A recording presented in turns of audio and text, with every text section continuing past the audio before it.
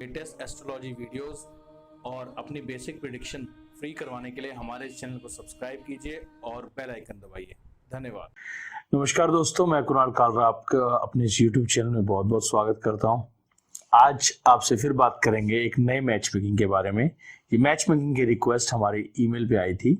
Request बहुत सारी हैं, उसमें से कुछ चुनिंदा मैच मेकिंग हम आपके लिए लेके आते हैं, जिससे हम आपको डिस्कस कर सकें, कि आपको बता सकें कि किस तरीके से हम मैच मेकिंग में क्या क्या चीज़ें बेसिक्स देखते हैं। पुराने तरीकों से अलग, कुछ अलग हट के क्या हम कोशिश करते हैं कि हम देख सकें और क्या किस हिसाब से मैच मेकिंग बना सकें, क्योंकि मैच मेकिंग एक बहुत रिस्पॉन्सिबिलिटी का काम होता है। तो कोशिश करते हैं अपनी तरफ से कि मैच मेकिंग अच्छे से अच्छा बन सके। अगर अच्छा नहीं बन पा रहा तो उनको इन्फॉर्म कर सकें, ताकि वो अलर्ट रहें, चेतन रहें कि मैच मेकिंग में है क्या, उनका मैच मेकिंग किस तरीके का है।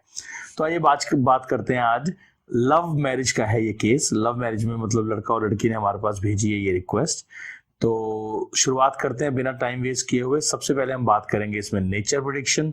नेचर के बाद आएगा फाइनेंशियल ग्रोथ, फाइनेंशियल ग्रोथ के बाद फ्यूचर ग्रोथ कि फैमिली ग्रोथ कैसी होगी, और लास्ट एंड फाइनल होगा इसमें सेपरेशन या सेपरेटिव टेंडेंसीज कि क्या है इसके अंदर।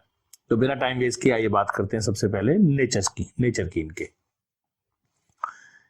बॉय को हमने नाम दिया है एक्स। अब हम एक्स की बात करें तो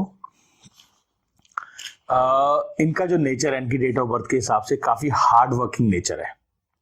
काफी हार्ड वर्किंग नेचर है। जो मेल है ये काफी हार्ड वर्किंग है, और इनको लोअर क्लास लोगों के साथ बहुत ही एक अलग अट्रैक्शन है, लगाव है, जिसे कहते हैं। लेबर भी इनके पास काफी होगी। लेबर मतलब घर पे सर्वेंट्स बहुत होंगे, और गरीबों से, नीचे लो क्लास लोगों से इनको एक लगाव होगा, एक अट्रैक्शन होगा कि उनका ये हमदर्द होंगे उनके। और अगर हम बात करें कि ये ओवर एक्सपेंसिव है, कि हर खर्चा बहुत ज्यादा करते होंगे।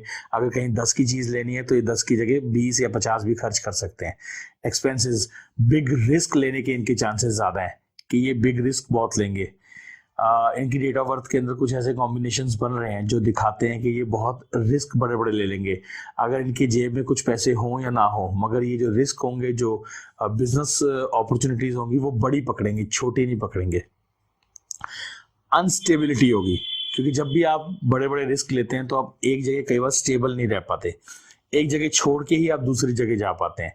तो कई करियर के अंदर इनके अंदर एक अनस्टेबिलिटी रहेगी। रिलेशनशिप के अंदर भी हो सकता है पहले अनस्टेबिलिटी रही हो।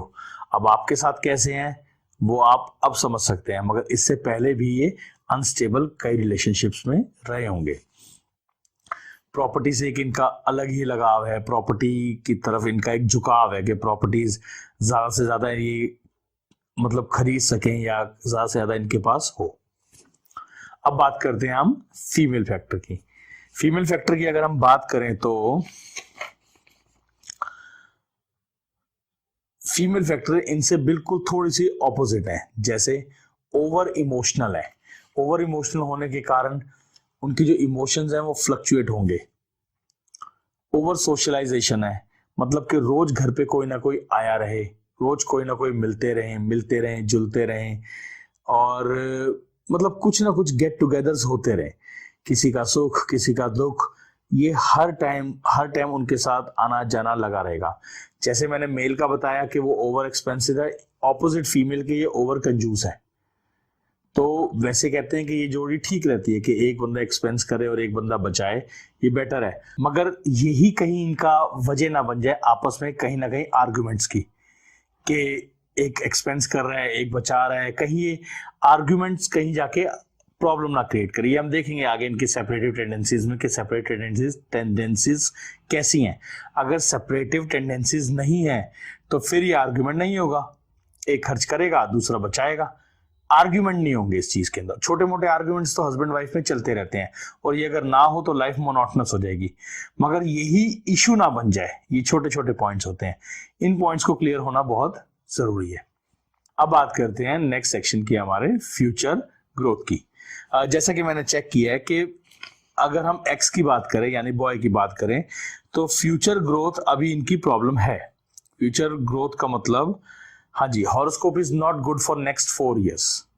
अगर ये अभी शादी के लिए प्लान कर रहे हैं तो पहले अगले 4 साल फाइनेंशियल ग्रोथ के लिए टाइट है, मतलब खिंचे हुए हैं, तो ये प्रॉब्लम आ सकती है लड़के को। अभी कुछ मेजर लॉसेस भी लिखे हैं, कुछ मेजर प्रॉब्लम्स हैं। अगर ये वाले 4 साल निकल जाते हैं तो उसके बाद एक मेजर ग्रोथ के चांसेस हैं। लड़का टूटेगा नहीं, हिम्मत नहीं हारेगा, मगर सिचुएशंस इस हद तक बन जाएंगी कि वो बिल्कुल जिसे हम कहते हैं कि डाउनफॉल तक आ जाएगा। तो ये डाउनफॉल आने के कारण इस चीज का ध्यान रखना जरूरी है। तो अगर फीमेल पॉइंट ऑफ व्यू से सोचूं तो मेरे हिसाब से कि 4 साल हमें इनको रुकना चाहिए। 4 साल, क्योंकि अभी एज भी ज्यादा नहीं है, तो अगर ये 4 साल रुक सकते हैं तो 4 साल बल्कि रिलेशन और मजबूत होगा। मगर अगर ये खराब टाइम के अंदर रिलेशन मेंटेन होगा, रिलेशन बनेगा, तो कहीं ना कहीं, या आप माइंड प्रिपेयर करके चलिए कि 3-4 साल हमारे ऐसे हैं, 3-4 साल निकलने के बाद हम सही तरीके से इसको वापस कोप अप कर लेंगे, क्योंकि आगे मेजर ग्रोथ लिखी है, और जब मेजर ग्रोथ लिखी हो तो उस पर फायदा ही होता है। नेक्स्ट सेक्शन की बात करते हैं इनकी फैमिली प्लानिंग की, कि आगे फैमिली कैसी रहेगी, फैमिली ग्रोथ कैसी रहेगी। काफी कैलकुलेशन के बाद मैं इस नतीजे पे पहुंचा हूं, इस कैलकुलेशन पे पहुंचा हूं कि इनका एक बच्चा होगा, इनका एक चाइल्ड होगा, और चाइल्ड भी बिल्कुल ठीक होगा, तो उस पर कोई प्रॉब्लम नहीं है। अब बात करते हैं सेपरेशन की। इनका लास्ट सेक्शन जो है सेपरेशन का। सेपरेशन टेंडेंसीज अगर हम दोनों के हिसाब से कैलकुलेट करें, दोनों के हॉरोस्कोप में वो हाई है। सेपरेटिव टेंडेंसीज हाई होती हैं, इस वजह से भी शादियां कई बार अटक रही होती हैं, क्योंकि वो भी सेपरेशन और शादी दोनों एक ही उसमें कैटेगरी में आती हैं। तो हम ये कह सकते हैं कि इसकी सेपरेशन टेंडेंसीज ऑलवेज ग्रीन रहेंगी। तो इनको जो अपना रिश्ता है वो बड़ी मजबूती के साथ पकड़ के रखना पड़ेगा, क्योंकि ये रिश्ता बड़ा कमजोर है। और ये नहीं है कि 2 साल 4 साल, मेजर प्लैनेट्स जो हैं वो सेपरेशंस दिखाते हैं, तो इसका ये मतलब होगा कि सबकी दशाएं मैक्सिमम कभी ना कभी आती रहती हैं। हर मान लो 15-20 दिन में आ जाती हैं, कई बार मेजर पीरियड 6-6 महीने का आ जाता है, तो ये सर्कल घूमता रहता है प्लैनेट्स का। तो उस हिसाब से ये जो है डाइवोर्स के चांसेस जो है वो हमेशा हाई रहेंगे। थर्ड पार्टी इन्वॉल्वमेंट रहेगी, क्योंकि फीमेल पॉइंट से भी उनका फैमिली अपनी जो पेरेंटल फैमिली की तरफ जो होगा वो झुकाव ज्यादा रहेगा। वो झुकाव ज्यादा होने के कारण कहीं ना कहीं ये प्रॉब्लम्स जो है ये लाइफ टाइम इनकी बनी रहेगी। मगर अगर लाइफ टाइम प्यार होगा, लाइफ टाइम जीतने की जिसे हम कहते हैं शक्ति होगी, फाइट करने की हिम्मत होगी, तो ये रिश्ता कहीं नहीं जाएगा। अगर मैं आपको ये बता इसीलिए रहा हूं कि आप फाइट करना सीखो, परेशान होके हल नहीं है, बैठ के हल नहीं है। अगर आप फाइट कर सके, अगर आप इन सिचुएशन से लड़ सकोगे, तो आप एक बेस्ट मैच मेकिंग और एक बेस्ट मैच, एक पेयर का एग्जाम्पल बन पाओगे। तो इसीलिए मेन ये इंफॉर्मेशन आपको देनी थी कि आप एक अच्छी लाइफ जी सकें। तो दोस्तों ये था हमारा मैच मेकिंग। इसमें हमने नाम इसलिए नहीं लिया, डेट ऑफ बर्थ इसलिए इंफॉर्मेशन नहीं दी कि किसी की पर्सनल इंफॉर्मेशन होती है, मगर जो जो पॉइंट्स मैंने बताए हैं, अगर उन पॉइंट्स को आप ध्यान दें तो आप भी अपनी लाइफ को थोड़ा सा नॉर्मल कर पाएंगे। टाइम को समझिए, टेम्पररी आ रहा है, क्योंकि अगर कोई 20-20 साल से रह रहे हैं, कई बार 2-4 साल अच्छे आए हैं तो फिर बीच में खराब आए हैं, तो ये तैयारी रखिए कि अगले जो 2-4 साल आएंगे अच्छे आएंगे। तो परेशान मत होइए। मैं आपसे अलविदा लेता हूं, अगली मैच मेकिंग के साथ फिर हाजिर रहूंगा। तब तक के लिए नमस्कार।